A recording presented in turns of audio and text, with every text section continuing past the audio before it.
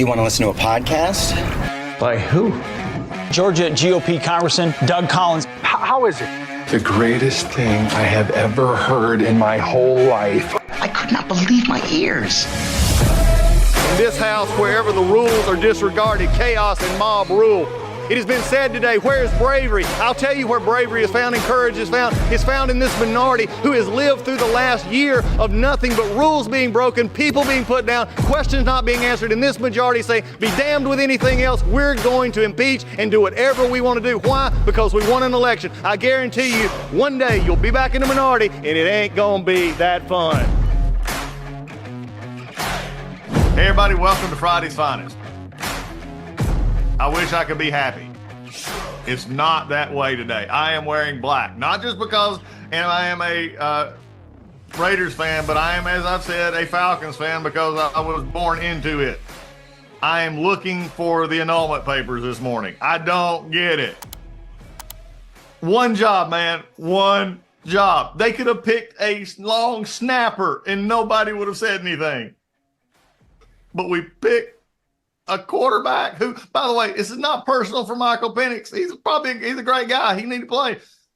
But the Falcons, really? Well, here to solve my problems today is our Friday's Finest crew, joined by the amazing, yes, Coach Chan Gailey is with us today, and we're so happy to have him as we've had him for several years now discussing football, everything going on around the NFL and the college football time. We're glad to have him here to discuss the draft. Joining me also as well today after the break, Chip Lake, James. We're all here ready to go. So great. Welcome to Friday. Strap in. We got a lot to talk about. We'll be with you right after the break. We are experiencing instability at every level. Our government lacks leadership, and Bidenomics has been a disaster. The economy is in a fragile state. Inflation has been a consistent issue. High interest rates have put significant pressure on the real estate market, and there have been major bank failures. And many analysts say a stock market correction is likely overdue. We have global conflicts in Europe and the Middle East that have potential to spread, but gold has soared to record highs even among the tensions. There are so many reasons that Americans should consider investments in gold and silver, and Legacy Precious Metals is the gold standard. I love Legacy Precious Metals because of their zero-hassle, education-first approach. They can help you roll your traditional IRA into a gold IRA or ship metals directly to your house. That's what I do. So go to www.legacypminvestments.com to download their free gold investment guide. And look, I've read it. You need to read it. There's so much valuable information in there. So, friends, now's the time to not roll the dice with your hard-earned money. Find out about the growth potential that gold and precious metals can offer you. Contact Legacy Precious Metals today and tell them that Doug Collins sent you. You might have heard Mike Lindell and MyPillow no longer have the support of the box stores or the shopping channels as the way they used to. They've been part of the cancel culture, so they want to pass the savings directly on to you by having a $25 extravaganza. When Mike started MyPillow, it was just one product company. With the help of his dedicated employees, they now have hundreds of products. Some of you may not even know about that. So to get the word out, I want to invite my listeners to check out the $25 extravaganza. 2-pack multi-pillow use MyPillows are just $25. MyPillow sandals, $25. There's 6-pack of towel sets, $25.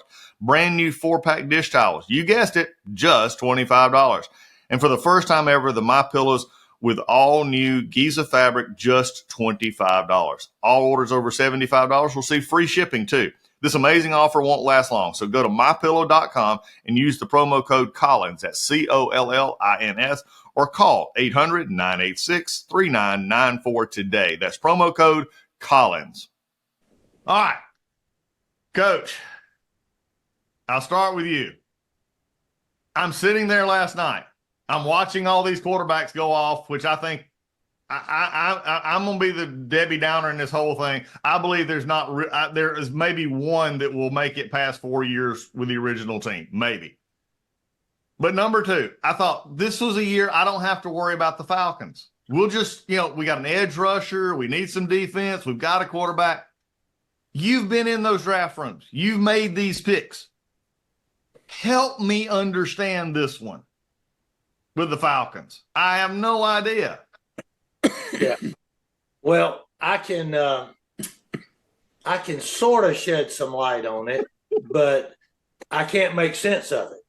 Okay. I can shed light, but not make sense.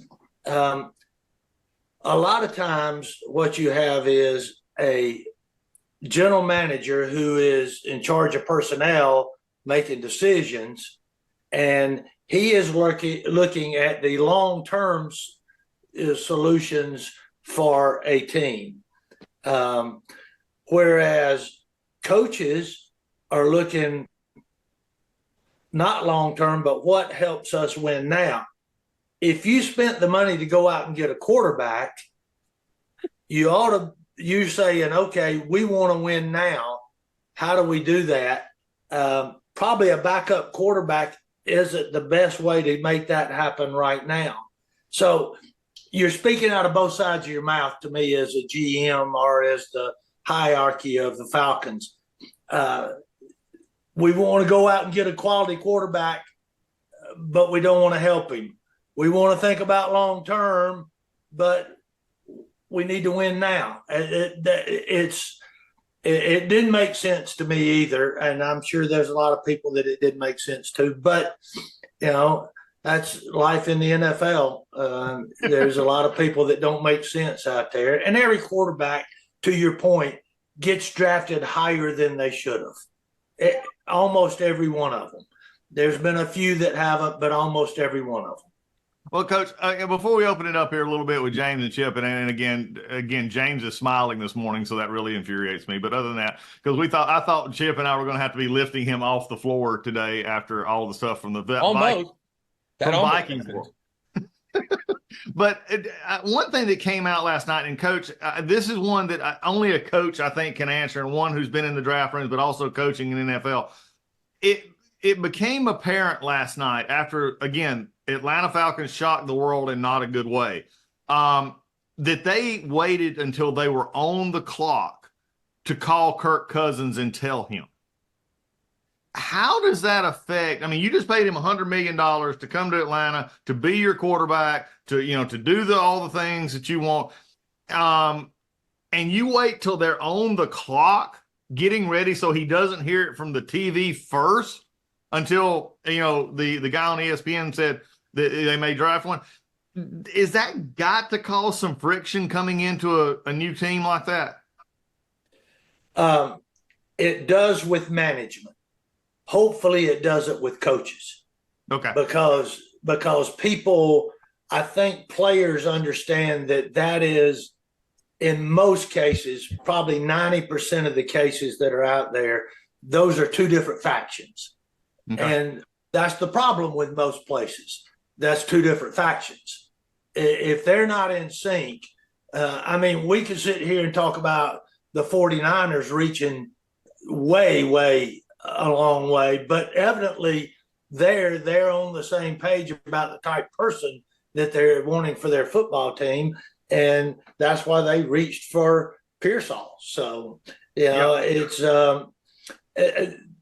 you have to be on the same page as management and coaches, or you're looking to create problems. One quick follow-up on that, though. It has been reported in the Atlanta press today, and this is going out, so y'all are hearing this. We're doing this all the time today. That Raheem Morris, the new coach at the Falcons, was really high on Penix. And it's almost sounding like Morris was wanting Penix. And again, with the dynamics of Arthur Blank and the new general manager and the coach, you don't know. Could it, given I like your answer, but if it gets out that Morris was pushing for Penix, could that be a bigger problem? If they don't win, it is. If they win, it's not an issue. If they don't win, everybody's going to turn around and say, and you wanted him, and we just paid all this money to this guy. I mean, if the coach wanted it, it creates a problem in the football team now. Yeah. Because who's the leader? Did Raheem Morris not want Kirk Cousins? Is that what he's saying? Yeah, that's what I'm wondering here. I know. I mean, if I was Raheem Morris, I'd deny 100% that I was for him. I get it. Hey, let's go to a couple of things. Let's go around the room though first. I want to get some reaction. First, we'll go to Chip, and then we're going to come back through and get just general reactions last night, Chip. Well, look, I would agree with what Coach said with respect to, you can't look at the decision to bring in Kirk Cousins at $180 million and then drafting Michael Penix at 8 and say both of those are good decisions. Only one of those is probably going to end up being a good decision if you're lucky. Yesterday and even today, Doug, I mean, if the 5 stages of grief are denial, anger, bargaining, depression, and acceptance. I was in denial yesterday and angry yesterday, and I'm bargaining right now. So I'm slowly making my way through. But yeah, it makes absolutely no sense. I think Coach is right.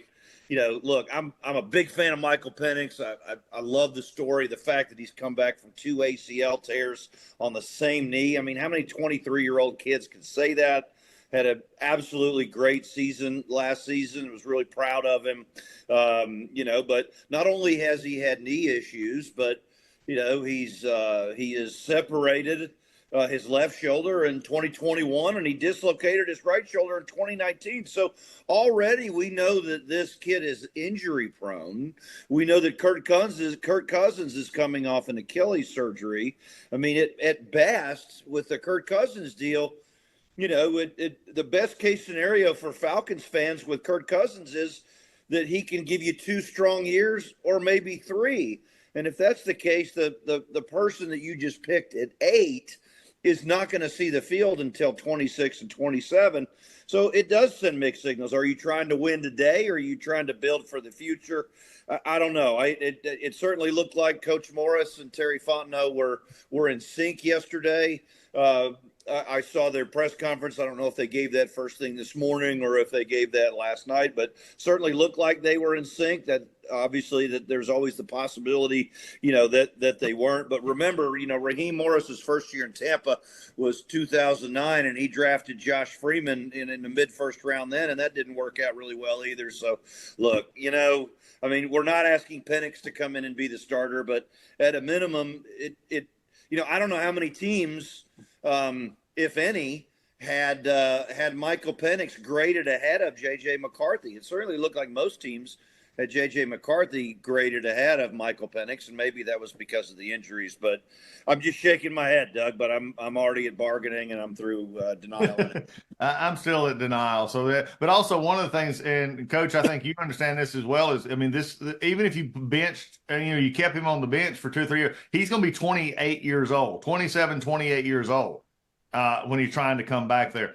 All right, James, we're going to give you an opportunity. You're not in mourning this morning, so let's. I just want to thank the Atlanta Falcons organization for allowing Dallas Turner to fall to the Minnesota Vikings, and allowing us not to. All we had to do was trade our 2nd or 3rd round pick, and we traded up 1 to go get J.J. McCarthy, which it is what it is. If he ends up being great, awesome. If he's terrible, we have nothing going on. But for now, I am a full J.J. McCarthy fan. I'm going to watch his highlights and pretend that he's the next John Elway. And I'm all in, and I'm super excited. But the Penix pick is crazy because I think what's weird about it is if you're going to take a quarterback with that position and you're planning on him being a backup, and you guys mentioned it that he's injured, but wouldn't you take Bo Nix then, who's more of a project? Right? If you're gonna take a backup quarterback in the 1st round, which sounds insane when you say it out loud with the 8th pick, a backup quarterback, you're going to take a project over somebody that has to sit 3 or 4 years depending on Kirk Cousins' injury, and then this guy already has an injury history. But at least the Atlanta Falcons made the draft fun because it was super boring before that. Because we had to watch Drake May, whose career is probably going to end in the same way. I'm blanking out. What was the kid who was there last year? With the Jacksonville now? Mac Jones. Mac Jones. Thank you. Mac Jones. They have the same problems. They fixed none of the problems, and I hope they don't even let him touch the football field this year, because that's what I was hoping the Vikings were going to do, is go up and get Drake May, because I think he's probably, outside of Caleb, he's got the most potential to be a great player. Huh. All right, Coach, let's get off the Falcons for a little bit. We will return, believe me. I've got to go lick that window several more times this morning, but let's get off the Falcons for a minute. Coach, unprecedented draft last night as far as quarterbacks, and I think the one thing I kept hearing, even to an extent with Caleb at number 1 and others, was that there was this reach factor, and that teams were just reaching here. because it was built. I'm almost saying this was the group mentality, the group think. Actually, I did a podcast that's coming out next week on group think. And it seems like this is what happened. But I want to take a step back. I want to go to a professional who like I said, in view. What was your overall impressions of the draft, the quarterbacks in the draft? And then I have one that I want you, and when you get through, I want to have a question, because I believe one of the quarterbacks drafted looks a lot like somebody that you've been high on for a while. And if he has another great year in Tampa Bay, would prove you right, which I think he possibly could. And that's Baker Mayfield. But what's your overall impressions of last night? Well, as I said earlier, everybody always overreaches for quarterbacks. That we've made the game about the quarterback. That's what we've made it about.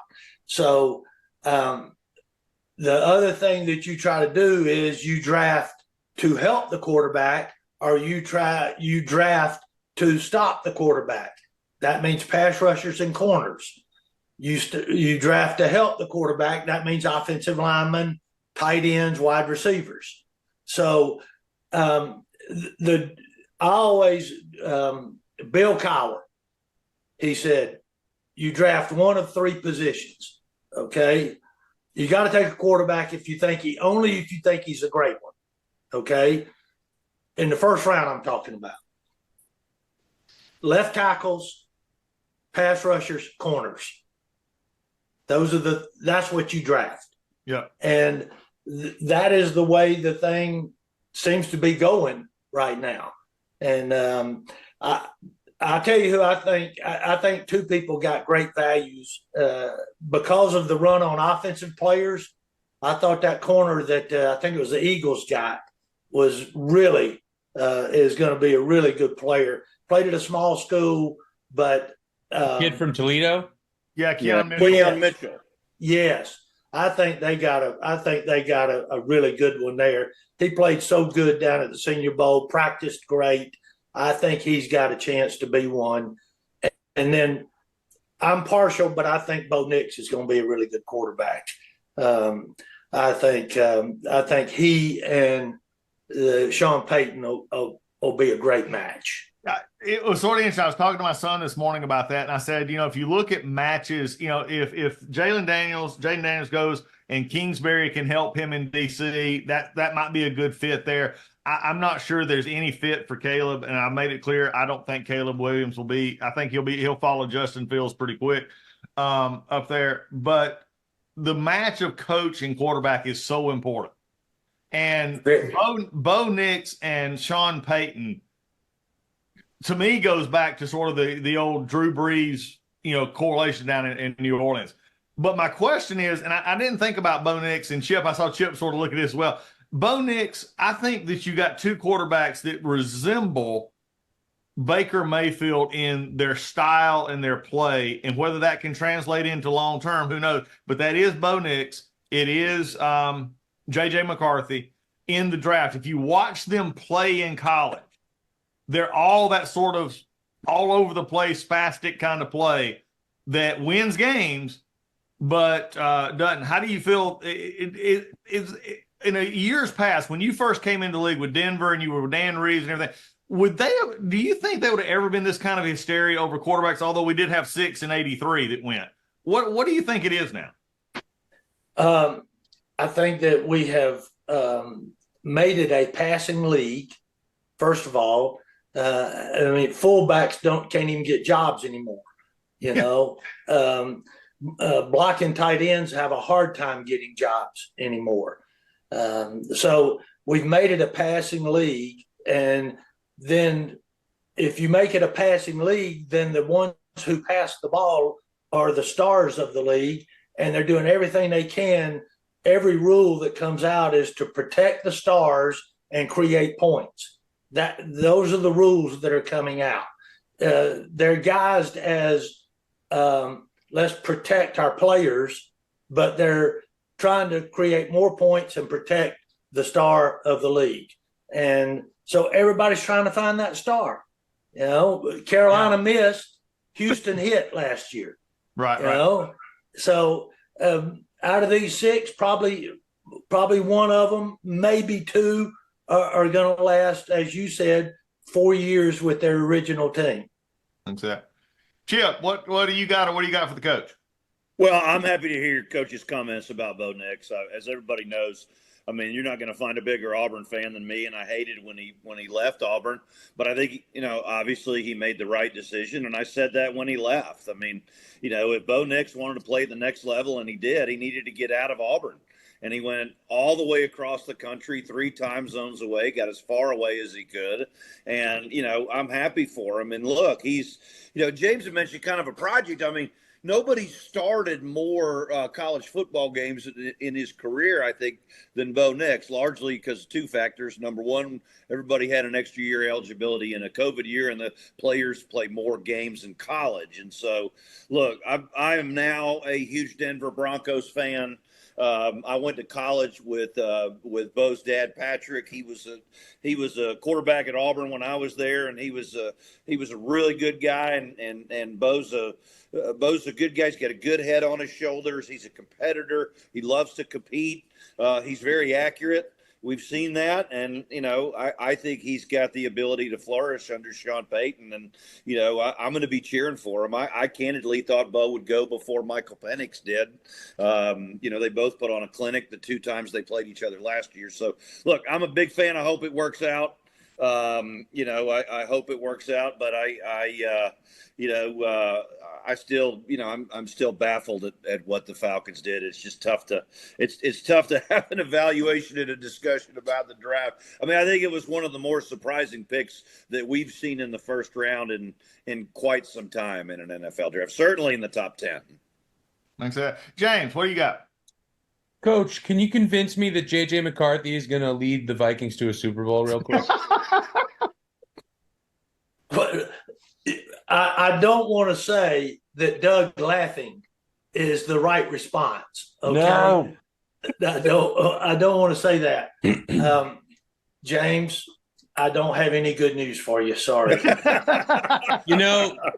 I have been trying to convince myself for a minimum of 3-4 weeks now that this is my pick, because that's the only I was hearing. I wanted. I'm going to be honest. I wanted Drake May.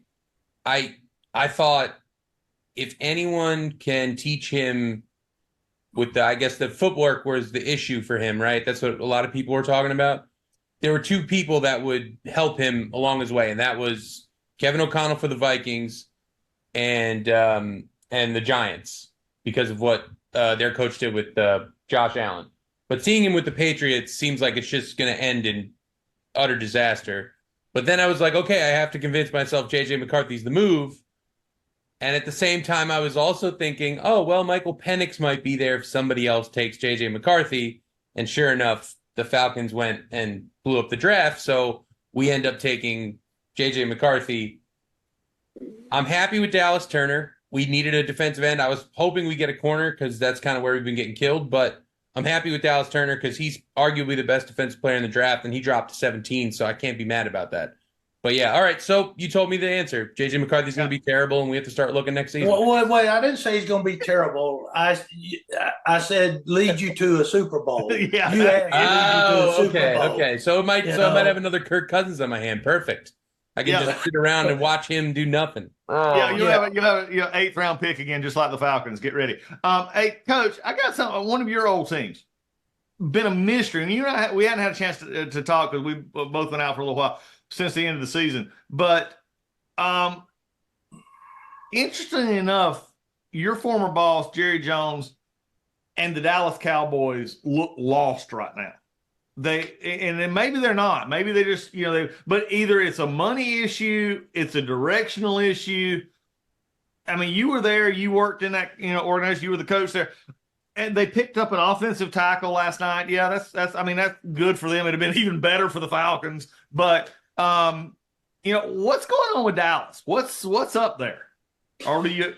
I really don't know. I think Jerry was a different person when I was there than he is now. That's from the outside looking in now, because I'm not close to the situation at all. But I mean, he was really hands-on in the draft, very involved, sat in every meeting, all that. It sounds like to me that he's not as involved anymore, and maybe his son's doing that now. But he's a wheeler dealer. That's what Jerry is. Jerry wheels and deals and figures out a way to try to find success. And it's not like they've been awful. They just hadn't won it all.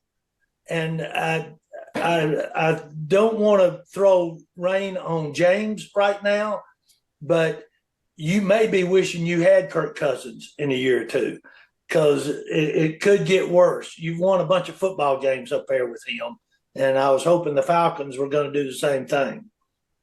Yeah, I think we've opened ourselves up with the Falcons to just this constant question. And I think Chip sort of expressed this before, is that Penix is getting a bad – I mean, and look, I wish we had not taken him. I make no bones about it. I don't wish him ill. I wish he'd have went somewhere else and had a chance. But now you've just created chaos, and I think the draft should never be about creating chaos. And no. It's like the Falcons – you and I had a podcast about a year or so ago, maybe last year, about the draft, in which teams that focus on what they know are the ones who succeed in drafts. And the Falcons, it's almost like they don't understand the process of the draft. What goes in? It's like I don't get it. I just really don't. Doug, what are you talking about? They took a quarterback this year and they took a running back last year. How could you not have my God. You think about it too, what's worse is that you have Bijan Robinson might be the most talented running back in the league, and it means nothing. It means nothing if you take him in the first round. Well, we're just going to do a podcast, Chip. One of the Friday's Finest. And Coach, you want to come back? We're going to let James just dissect the Falcons draft choices for the last 10 years, because it's been bad. It has been bad. And I mean, the interesting part here, though, is you made an interesting point, and Chip and we always talk about these interactions, but you made a point. Do you think Philadelphia? Again, I always like to see good work, and I'm agreeing with you, because I've this kid at this cornerback that Philadelphia picked up is a interesting pick, but that took some people in the draft room actually knowing what they were doing, and they went after him and got him, and I think like the Purcell pick out of for San Francisco as well. Explain what goes into that. How could a team, where does that come into? Well, first of all, you have a lot of people doing legwork. The people doing the legwork who are going out to the schools, getting the information, talking to the trainers, talking to the equipment guys, talking to the counselors. You can't just throw on the film. You got to get background on these people. And the fact that the Eagles didn't select somebody from Georgia or Alabama this year is a minor miracle, to be honest with you. Yeah.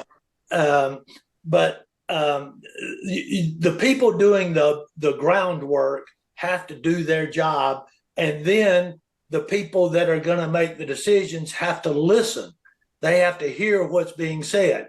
Now, do you have some people come in there? You can't listen to the guy who yells the loudest. You got one scout that's going to jump up on the table. Well, you got to know when he jumps on the table what that means. And you got another guy that just sits there and explains everybody, and you got to know what that means. You got to read your people and know your people. And then you have to dissect all that, put it all together, and then make a good decision. That's how it happens. Real quick, Doug, I've got a question for Coach Gailey. I mean, there was a last week in preparation of the draft, there was a video that was circulating from, I believe it was last year's draft. It was Monty Ossenfort, the GM at Arizona, and it was a fascinating clip. I don't know if you saw it, Coach. It was about a 3.5-second clip when they were on the clock in the first round. And, I mean, he probably talked to 7 teams in 3 minutes. And I mean, he had a phone to both ears, and it was, okay, you got this. All right, would you give a 25 for 17? Okay, you won't do the 25. All right, hold on 1 second. And so I guess the question is two-part question. How many people are in that draft room typically on average? And of the people that are in that draft room, how many people engage in the discussion on who to take, right? Because James had mentioned kind of before we started recording the situation that LA found themselves in with drafting Brock Bowers because, he thought they were likely to pick Michael Penix. And so kind of walk us through that dynamic in the first round, not the second, third round, but, how much dissension is there? Is there dissension when you're on the clock, or do you get to a point where, okay, here's our board, here's our 6 guys. If our first guy's available, we take him. If not, we're taking 2. If not, we're taking 3. Kind of walk us through how that process works on draft night. Well, it depends on how your board's set up, first of all. Is your board set up on best player to worst player, or is your board set up on best player for our team through whoever's not the best for your team? So you're making some calculated decisions prior to draft how you set your board up, and then in the time that you have there, I've sat there and we get a call, but 5 minutes before it's our pick, and somebody saying, we'll give you this for your draft choice, or we'll give you this for your draft choice. You're obviously not going to say yes, because you may get a better offer with 5 minutes left in your pick. So you're waiting as long as you possibly can, and you can get 3 or 4 or 5 phone calls. Like you said, you saw that guy, you get 3 or 4 or 5, but what that means is you don't have somebody that you really like, and you're open to trading that pick to go down because you'll take some of those other guys down the road because you don't want to spend the money, the capital that it's going to take to get a guy that you really are not that high on at that point. And the other question that is asked is, when you say, who are you trading up to get, you ask, who is it? Yeah. So you gain some information by who they want, and then if they're going to take the next guy that you would really like, you might not trade. You might not trade with them. Yeah, you may get a better offer, but you might not trade with them if the next guy on your board that you really like is somebody else, is one they want. So there's so much that goes into that. And you asked the question, how many? Most people have the GM, the head coach, the owner, if he wants to be there, assistant GM, and the scouts are in there. So he'll turn around and ask the scout who actually scouted the guy, what do you think? Okay. What do you think? What do you think? And then you make your decision from there. And they'll even, like we would sit as assistant coaches down in our offices, and 5 minutes before it was our turn, they'd take 3 coaches up there and say, okay, talk about this guy, talk about this guy, talk about this guy. Offensive line guy may be there, pass rush guy may be there, and in case whoever falls to us. That's a fascinating process. It brings up another question, by the way, and Chip will get this inside joke. It just proves that Training Day is a classic football movie. That's all I'll say. Draft Day is a classic football movie. James. But, Coach, last night, I want to follow up on Chip's question, and then, James, it's yours. Last night, we saw these pretty pictures of draft rooms, okay? If you notice, when they show in, they had like 25, 30 people in the draft room, all sitting there in their time. Is there another room off to the side that they're not showing? Actually, there used to be. Now it's all for show. Yeah. They want to give the aura that they're very organized and very sharp, and so it's become a show now, instead of like it used to be, where you had the head coach and the GM and the owner sometimes, or it could be Jerry, who is the owner and the GM, and there may be the top 2 or 3 scouts sitting in there in a little cubby hole, and you make a decision. It's now production. It is a true production. James. Listen, I had one question because I was curious about it. Obviously, when the draft was coming down to 6, the Giants were up, and everyone was like, "Well, they could take J.J. McCarthy," and they said we're taking Malik Neighbors, so that means they're sticking with Daniel Jones, which is what it is. I'm not going to start hating on the Giants for no reason. They don't really have a lot of options. They clearly didn't think J.J. McCarthy was better than Daniel Jones. They made that very clear, which also scared the hell out of me when we took J.J. McCarthy. But Malik Neighbors and Rome Odunze, I genuinely don't know the difference between the two of them as far as, like, I know one's got speed, one's got hands, one's bigger. Did the Giants make the right choice by getting a wide receiver? Like, that was the right move, right? Because they didn't really have another option there. They needed to get Daniel Jones some help. Well, they have not had an elite guy since a while. Odell for 1 year. Yeah. Right? So they needed to go that direction, whoever it might have been. And I thought it was a pretty good pick, and I can't tell the difference in those top 2 or 3 anyway. They were all great. I mean, it's crazy how good that is. Also, how about the Bears just stealing Rome Odunze? They now have 3 possibly elite wide receivers on one football team with Caleb as a quarterback. That's terrifying to me. Well, you better throw it to them. You better hope that they don't have egos, because you can't throw 3 balls at once. Correct. You know? Somebody will get lost in that mix. I'm just surprised. I guess I'm not surprised, but that the Chargers didn't take a wide receiver knowing they have I know they need, listen, getting Joe Alt is not a bad thing, right? They're going to protect Justin Herbert.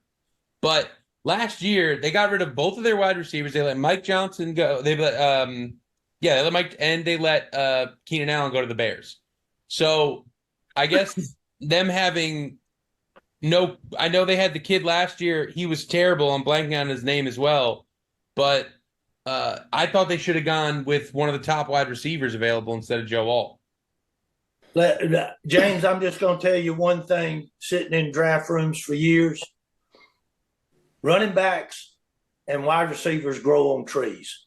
That's fair. You can find one anywhere. They're going to pick that whole third round is going to be wide receivers. I'm going to tell you, there's so many good wide receivers that are still out there.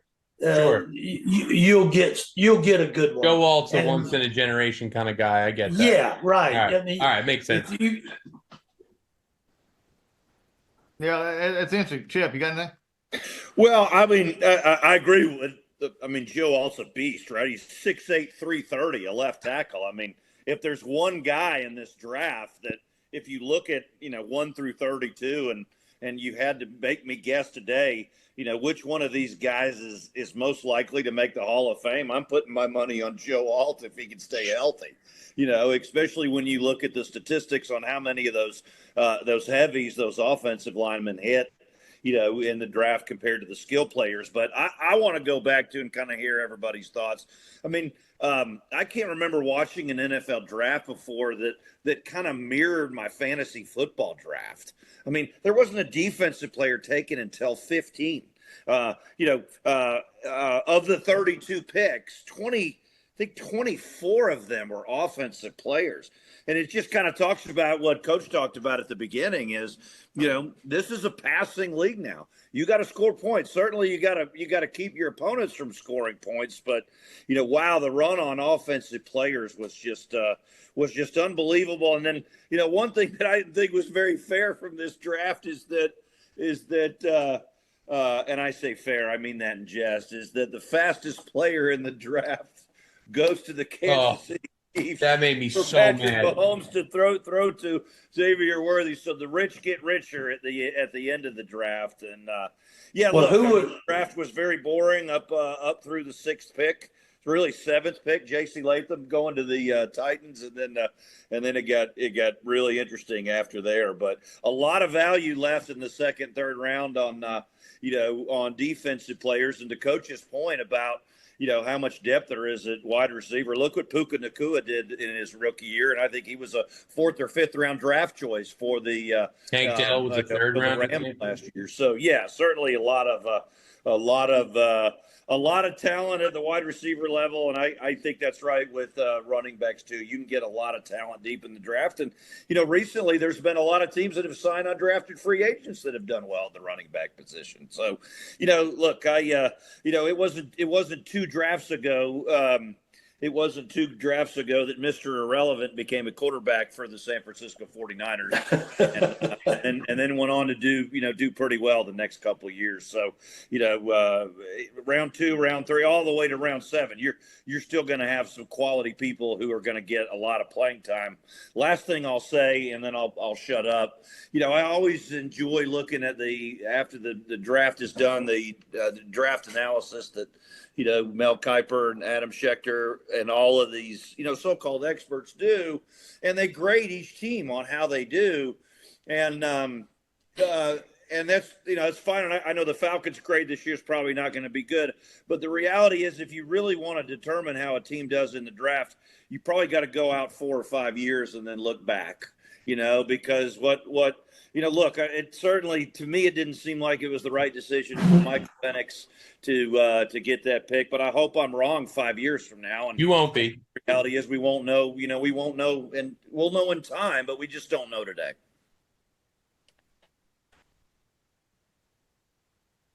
Did we lose Dougie? No, I'm here. Oh, I was waiting on Coach. Coach, what? I think Chip made a great point. In today's league, and maybe this is a different way to ask this question. In today's league, is the draft as important as it used to be, or is free agency and a combination of the draft more important? Well, the draft's important for your bottom line because you get players at a lower cost than you get free agents.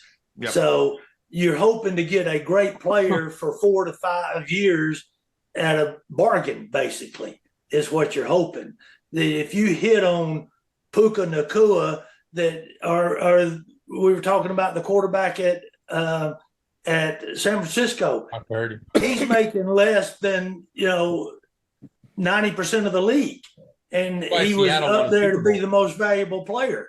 I mean, that's how you help your football team is by doing a great job in the draft, because you're going to spend money in free agency. You can't help it. You got to try to upgrade your football team, but you get the bargain, you get the bang for your buck at that level, so you don't go over the salary cap.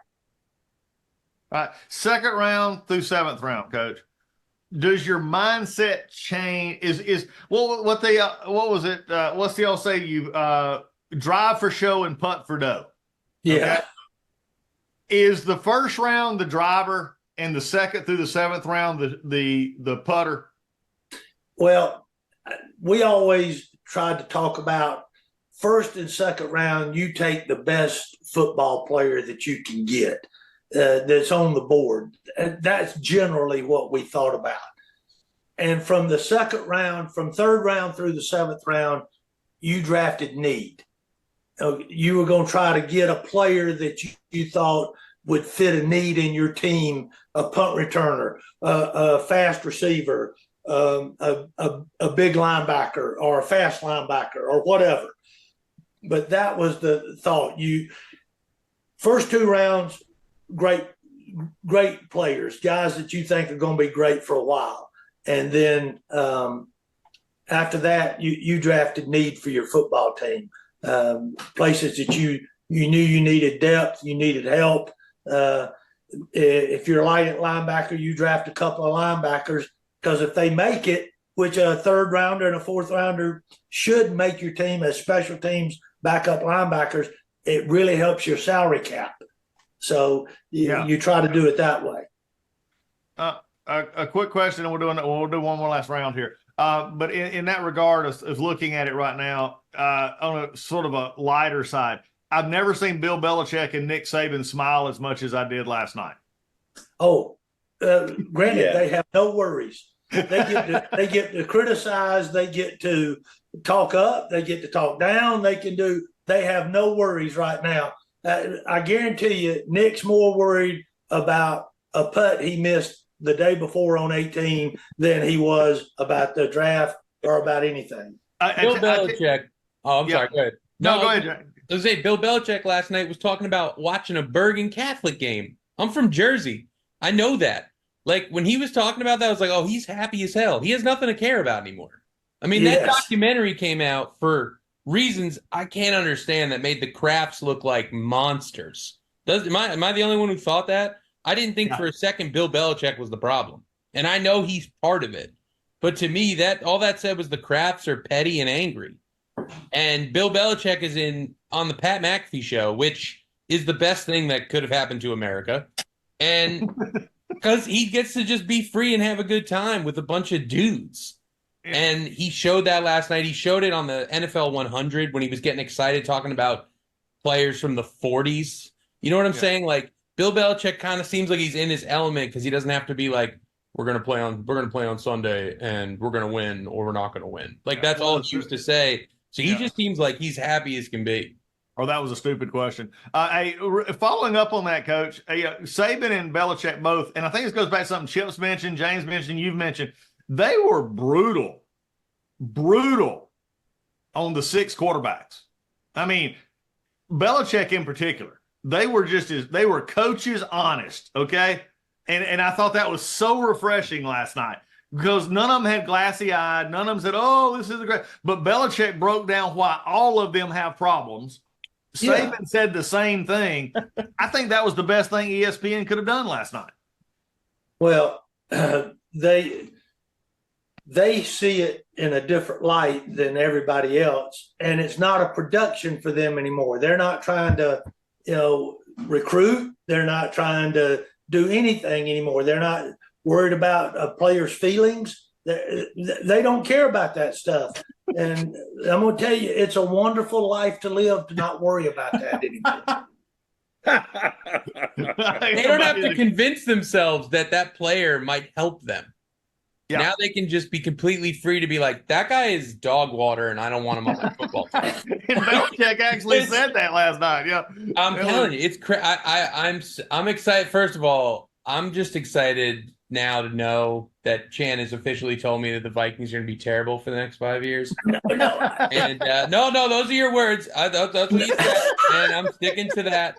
No, but in all seriousness, that draft last night was so boring, and I want to thank the Atlanta Falcons for coming out of left field, and after deciding we're not going to take Bill Belichick as our head coach. We're not going to take one further than the left field. Yeah. You guys drove straight out of the corn maze. James, we came from the old Turner's Atlanta Fulton County Stadium. You guys came out of left field. That stadium doesn't exist anymore. You guys decided we're not going to take a Hall of Fame head coach because our CEO or whoever's in that building didn't want to lose his power in that place. And then you're like, you know what? Now that we don't have the Hall of Fame coach, and we're going to, and don't get me wrong, I'm excited. I like the Falcons head coach. But now we're going to go into the draft. When we need a defensive player most. Our defense is horrendous. And we just spent $180 million, $100 million guaranteed. Let's go get ourselves a backup quarterback that might not play and has injuries and is arguably the oldest quarterback in the draft. I'm excited. The Falcons' future is bright, guys. Okay. Well, we've got James's take now, Chip. That's James's take. Thank you for that, James. Chip, what do you got? Well, let me ask Coach this. In politics, and Doug can confirm this, we have a saying that if you want to keep a secret between two people, you've got to kill the other person, right? And so, not a whole lot gets out. So walk me through how much chess is played and how many smoke screens go up. And here's what I'm kind of getting at. I mean, Atlanta signed Kirk Cousins on March 13th, right? And they picked Michael Penix on the 25th of April. How many times, I guess it's kind of a two-part question because, Atlanta probably went into the draft last night if the GM and the head coach and the owner were in agreement that this player is on the board. And Atlanta had to know that Michael Penix was going to be on the board at 8. I mean, but, kind of walk me through that dynamic. I mean, do you guys ever send up false smoke screens to make it look like you're really focused in on one player, and you have 3 or 4 meetings with one player, and you're sitting in the room going, I know that Dallas really likes player A, and we like that. I mean, kind of walk me through that. How much chess is played at lead up to the draft? A bunch. Yeah. The problem is some people are playing chess and others are playing checkers. Yeah. There's some really smart people that know what they're doing, and there's some not so smart people that think they know what they're doing, and they're the most dangerous to have in your organization. Yeah. And so you do that all the time. You try to make sure you are not showing partiality to the guy you want, and all that kind of stuff. That goes on all the time. So that you can try to. The problem is most people can't keep themselves from talking to Adam Schefter or somebody like that. Oh, give me the inside scoop. And they must get a case of wine a month or something. For leaking that information. But it's crazy. Last night, Schefter broke the Atlanta news before the pick. They came to him. Schefter said, I'm getting this, folks. It's going to be Atlanta's looking at picking a quarterback. And it was like before, and it was like they'd held it. Here's my problem with what you just said about chess and checkers, because I don't even think last night that the Falcons were playing goldfish. Because I think the bigger problem here, and I may be wrong, Coach, but you've alluded to it. I think they lied to Kirk Cousins the whole time. I think they kept this a secret. Because if you remember, Penix said he didn't even meet with Falcons management. I think they were keeping this way off to the side. Cousins came in here under one, discussion. Hey, I'm going to come in here and help the team. I think the draft was worse than the pick last night. I think it's going to cause problems in the locker room, and you're going to have because Atlanta's a younger team. We forget this. They're still a younger team, and you're going to have an older quarterback and a new flashy quarterback. I think the Falcons just dumped in the nest completely last night. Well, I cannot disagree with anything you just said. I wish I could, but I can't disagree with anything you just said, especially if Raheem Morris was on board with the pick. Yeah, and it sounds like he was. I mean, you see the press conference, you heard the word that was coming out from Schefter and others that Raheem liked Michael Penix Jr. You've got $100 million quarterback sitting there that you've never coached. You just made it back to the Falcons by the skin of your teeth to coach. And now you've done this. And last night they showed this interaction between the GM and blank. I don't think it was what they're making it out to be, but they just put themselves on the line. I'm sorry. Go ahead, Chan. That video was nothing. They were just talking. Yeah, they were just talking. It was absurd. Yeah, it was just crazy. Coach, 2 through 7. I think it's going to be interesting here today and over the next couple of days. We'll get back later. We'll have another time. We'll discuss the draft as a whole, getting ready for the season. But at the end of the day, I want to finish this out today by doing this. You made a comment, one of the first ones we ever did, because we talked about draft, and you made the comment, and I alluded to it earlier, about culture and longevity, I guess it is. And I think your prediction back then has lived itself out last night. There are teams who know what they're doing, and there are teams who just frankly don't. Right. And is that safe to say we sort of saw that on full display again last night? Yeah. You get people that a dangerous person in the draft room is somebody who thinks they know what they're doing or thinks they're smarter than somebody else. I see something, I know something, I can do something that nobody else can. That's not the way it works. If you pick an offensive lineman in the first round that plays 10 years for your football team, it doesn't have to make all pro, doesn't just be a really good offensive lineman for you for 10 years. That was a really successful first pick. It doesn't have to be flashy. You don't have to, blow up the world. You don't have to be smarter than everybody else. Just do what's right for your football team and the organization. But our world has gotten to where I got to make a name for myself. It's not about the team, the organization, America, anything else anymore.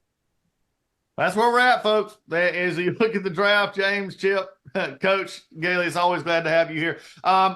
Again, I will have to say in all fairness, not the show I thought we were going to be having today. James is far more happier than Chip and I thought he would be Not today. anymore. Not that Chan told me my team stinks.